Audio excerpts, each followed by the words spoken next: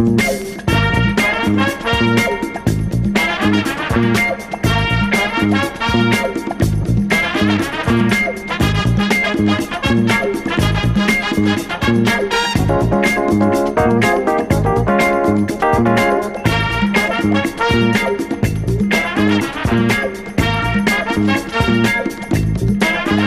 name is James DuMont, and I play Sherman Adams, who's the Chief of Staff under Eisenhower, which is played by Robin Williams.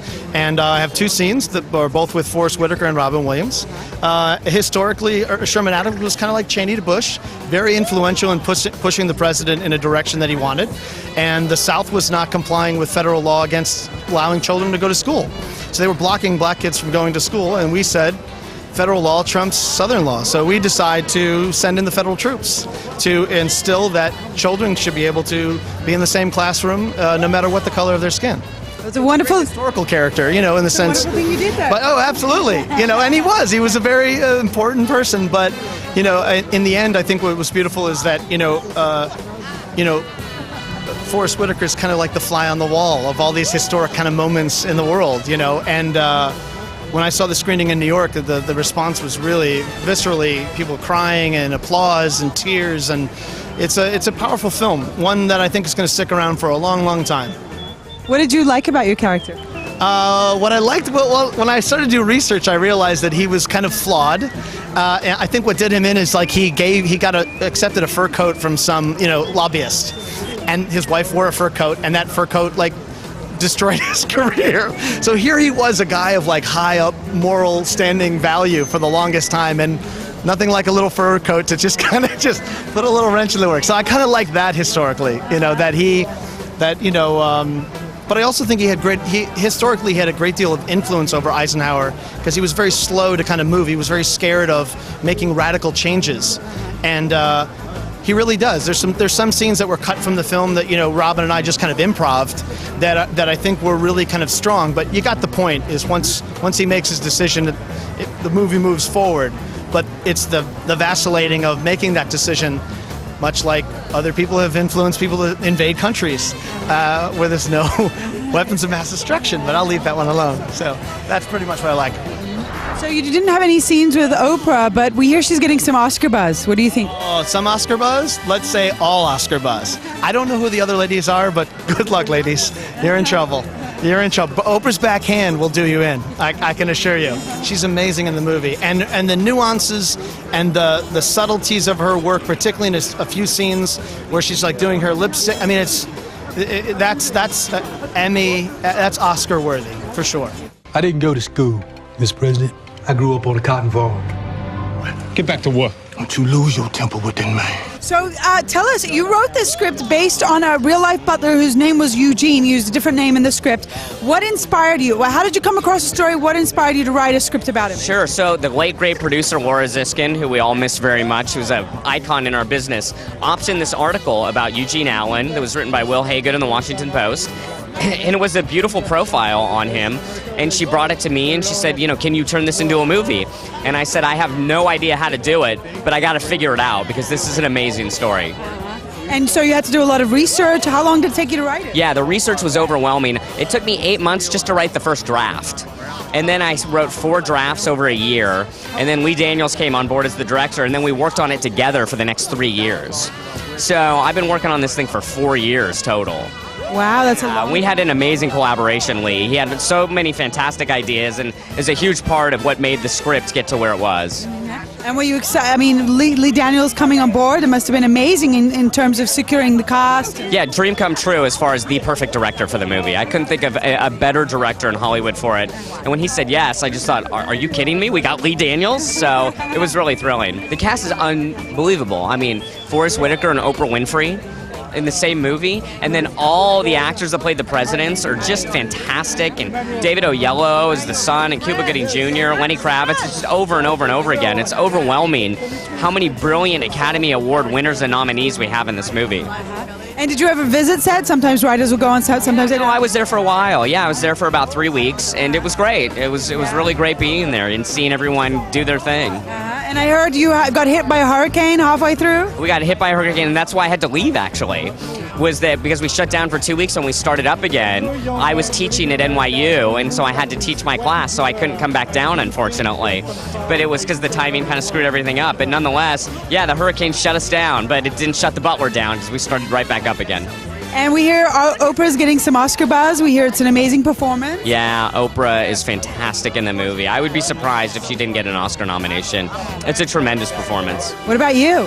Well, fingers crossed. Yeah. I know, it'd be really thrilling. Such an amazing story. Yeah, and Lee Daniels, I'd be very sad if he didn't get nominated. It's a tremendous piece of direction. What is your favorite scene in the film? I think my favorite scene is the Sidney Poitier scene, where the family gets into a big fight over the actor Sidney Poitier. And it's kind of sums up everything that's going on in this movie about the generational divide between the father and the son. And the actors, they're so amazing in the scene, and the way Lee cut it, it's a really fantastic moment. I'm Cecil Gaines. I'm the new Butler. My name is Elijah Kelly. I play a character named Charlie Gaines. He's the son of Forrest and Oprah and the younger brother of David Oyelowo, who plays Lewis. Kind of the levity of the film. Like to interject in the serious moments, but I love my family, I love my brother, and that's what this film is about. It's about family, and the civil rights movement is a backdrop to how strong and how lovely a family can be together. Was it interesting doing research for your character about the times? The political turmoil that was going on in the country? I'm a grandchild of the civil rights movement. My mother went to a segregated school, and my grandparents and my great uncles and my great aunts, they were a part of strict segregations. You know, the sit-ins, the lynchings. They know about all of that stuff. They know people that happened to. So being able to see those people and hear those stories and look them in their eye and understand that this is a first-hand experience for what happened. So I had to do my best in telling that story and reinvigorating this mission to show people that this is where we come from, but we have so much further to go. Yeah. Well, you did an amazing job. So what was it like working with Oprah and Forrest? Amazing. Talk about being a student of film. You know, Oprah transforms and Forrest transforms like I've never seen before. It's amazing. It's chilling what happens, yeah. So tell us about some of the challenges of working on this film. I think the only challenge was waking up every day and not screaming because you were working with Oprah. That was it. Like every time you see Oprah, it's like, oh my God, it's Oprah. But that was. Other than that, it was even keel. The set was fun. Sometimes between takes, Lee would play music. The vibe was just amazing throughout the whole thing. Yeah. You done broke our window. You done stole our food. And now you asking for a job? I know how to serve. My name's Pam Williams, and I'm the producer of the movie. And what inspired you to make a movie about Eugene's story? And can you tell us a little bit about the process? So we first read the article in the Washington Post, and for us, we saw how astonishing it must have been to be one man seeing the civil rights through the eyes of the White House. But for us, it was the family story. It's when he talked about his wife, Helene, and unfortunately she passed away the day before the election, and what that had meant to them. So we knew that there was a great human emotional story to be told against this expansive backdrop, and we loved the opportunity to do that. This was not an easy movie to get made. It's an expensive movie to do independently. None of the Hollywood studios wanted to make the movie because Crazy. Great, that's what I thought. We had a fantastic script. We had Lee Daniels. It's an amazing story, and yet, financially, they weren't sure it would make sense and that it would travel overseas. And that's what's been really exciting to see is, again, this isn't just about U.S. politics. This isn't just an African-American history lesson. This is a human family story that just resonates across the globe, and that's really exciting to see. And what was your budget on the film? $25 million. Wow. I mean, for the cost you got, that's amazing. They worked for free.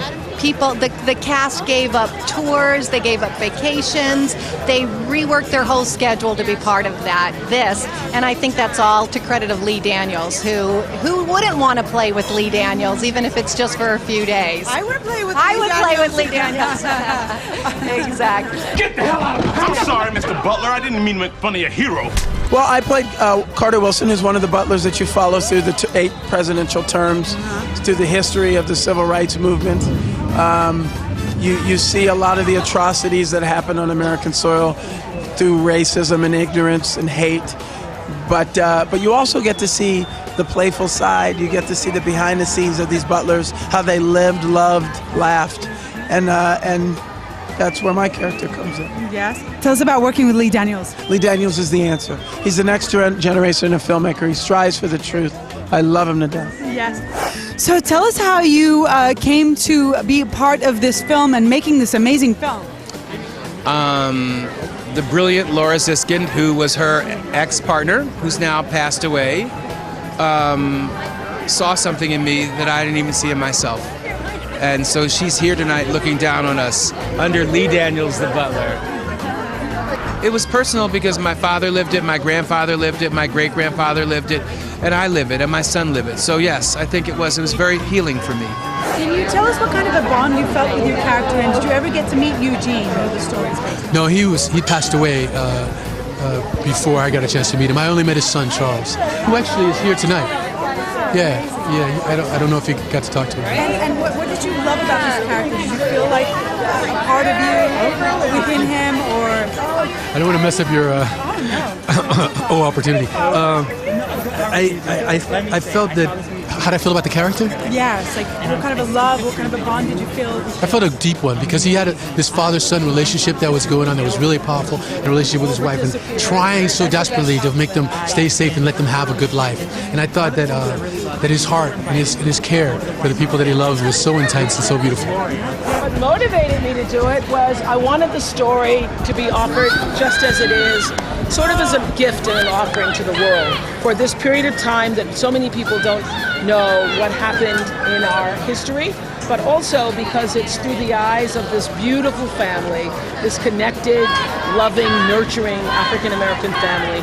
And so often people do not see us in those kinds of roles. So. Do you think President Obama has seen it? And if he has, do you think he'll be appreciative of it? I think he will appreciate it. Yes. I don't know if he's seen it. But what's not to appreciate? Yeah.